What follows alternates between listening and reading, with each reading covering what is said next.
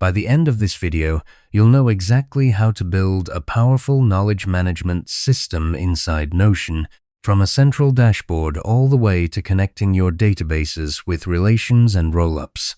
Notion is an incredibly flexible workspace, but without a solid structure, it can quickly become just a digital junk drawer. A proper knowledge management system, or KMS, turns that chaos into a library you can actually search and rely on. If you find this helpful, please like and subscribe, and let's get started.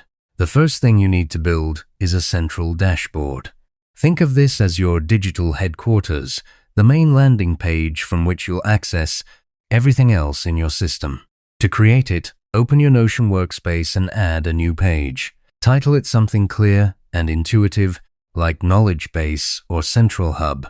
I prefer Central Hub because it implies a command center where all roads lead back. This page will be the top of your hierarchy, so keep it clean.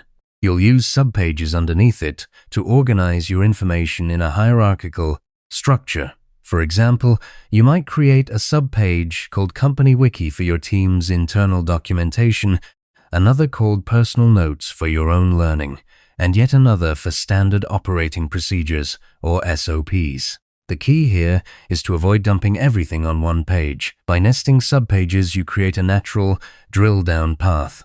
A common pitfall I see is people trying to fit everything on one giant page, which becomes overwhelming to scroll through. Instead, use this dashboard as a menu. Each subpage is a dedicated room in your digital building. You can even add a table of contents or quick links on this main page, using the dot command to insert a link to each subpage, making navigation instant. This simple structure sets the foundation for everything else we're about to do. Now that you have your hierarchy, it's time to move beyond static pages to databases. Instead of keeping your information in fixed folders, Notion databases allow each entry to open as its own customizable page, giving you incredible flexibility. Let's start by creating a master resource database. This will be a single database where you store all your documents, PDFs, bookmarks, notes, and any other piece of reference information. To create it, type database and choose table view, then name it master resource. Why a database instead of a simple list? Because databases come with properties, which are like metadata fields attached to every entry. These properties are what turn your information into a searchable, filterable archive. For this database, you'll want to add at least 3 critical properties to categorize your data. First, add a tags property and set it to multi-select.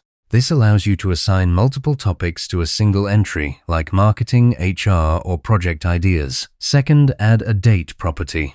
This is invaluable for tracking when a resource was created or last reviewed, helping you keep your knowledge fresh. Third, add a status property and set it select. You can create options like draft, needs review, and published. This lets you manage the lifecycle of your content, what's ready to use, what needs polishing, and what's just an idea. The beauty of these properties is that you can then sort your database by date to see only recent entries, filter by status to hide drafts, or group by tags to see everything related to a project at a glance. Beginners often skip this step and just paste raw text into pages, but adding these properties from the start is like putting books on a shelf with labels, instead of just stacking them in the corner. With your master resource database in place, the real magic happens when you start connecting your information. One of Notion's most powerful features is the ability to link different databases together using the relation property. Let's say you also have a separate database for meeting notes and another for clients. Rather than duplicating information, you can create a connection between them. Inside your meeting notes database, add a new property, choose Relation, and then select your client database. This will create a linked field. Now, when you create a meeting note entry, you can simply link it to the relevant client. Why does this matter? It means that if you ever click on a client's profile, you can see every single meeting note linked to them, all in one view, without any manual searching. You can take this further by using the rollup property. A rollup allows you to automatically pull specific information from a related database.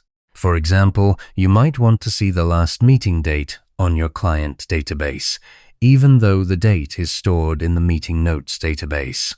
To do this, add a rollup property to your client database, tell it to roll up the date property from the related meeting notes database, and choose the max calculation to pull the most recent date. Now, that field updates automatically every time you add a new meeting. This is the difference between a static system and a living, breathing knowledge network. A common mistake is to avoid relations because they seem complex, but start small, relate just two databases like projects and tasks, and watch how they sync. You'll quickly see how this eliminates redundant data entry and creates a single source of truth. You've now built a complete knowledge management system in Notion, starting from a central dashboard, moving into rich databases, and finally weaving those databases together with relations and rollups. The benefit here is huge. You no longer have to dig through files or remember where you saved something. Your knowledge is now organized, connected, and instantly accessible. As a next step, I'd recommend creating a quick view or a dashboard page that shows your most recent or high-priority resources using linked databases and filtered views. That way, every time you open Notion, you're looking at exactly what matters. If you ever get stuck, remember that you can save this video or revisit the steps at your own pace. Thanks for joining me, and I'll see you in the next one.